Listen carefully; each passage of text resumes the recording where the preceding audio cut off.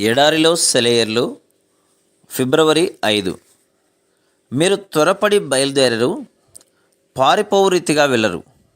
యెషయా గ్రంథం 52:12. నిశ్చలంగా ఉండడంలో ఉన్న అపార శక్తిని గురించి మనం లేశమాత్రమైనా అర్థం చేసుకున్నామో లేదో నాకు నమ్మకం లేదు. మనం ఎప్పుడూ హడావుడిగానే ఉంటాం, ఏదో ఒకటి చేస్తూనే ఉంటాం. అందువలన దేవుడు ఎప్పుడైనా ఊరకుండు లేక కదలకుండా కూర్చో అన్నాడంటే ఆయన ఏదో ఒకటి మన పక్షంగా చేయబోతున్నాడన్నమాట. మన క్రైస్తవ జీవితాల్లో మనకు ఎదురయ్యే సమస్య ఇదే.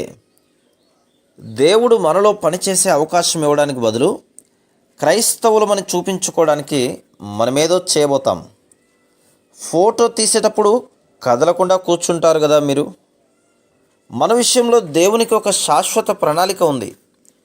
మనల్ని తన కుమారుని స్వారూప్యంలోకి మార్చాలని. ఇది జరగాలంటే మనకై మనం ఏమీ చేయకూడదు. హుషారుగా పనిచేయడాన్ని గురించి ఎన్నెన్నో వింటుంటాం, కానీ కదలక మెదలక ఉండడాన్ని గురించి తెలుసుకోవాల్సింది చాలా ఉంది. కదలకుండా కూర్చో ప్రియ కుమారి. ఎదురు చూసే ఈ రోజులు వ్యర్థం కావు. నిన్ను ప్రేమించేవాడు నీ అవసరాన్ని మనసులో ఉంచుకున్నాడు. ఆయన కదలక ఎదురు చూస్తున్నాడంటే అది తన ప్రేమని నిరూపించడానికే. కదలకుండా కూర్చో ప్రియకుమారి. నీ ప్రియ ప్రభు చిత్తాన్ని అన్వేషించావు. ఆలస్యం వల్ల అనుమానాలు చెలరేగాయి నీ మదిలో. విశ్వాసాన్ని కుదుటపరుచుకో. ప్రేమామయుడు జ్ఞానవంతుడు నీకేది మంచిదో అదే జరిపిస్తాడు. కదలకుండా కూర్చో ప్రియకుమారి.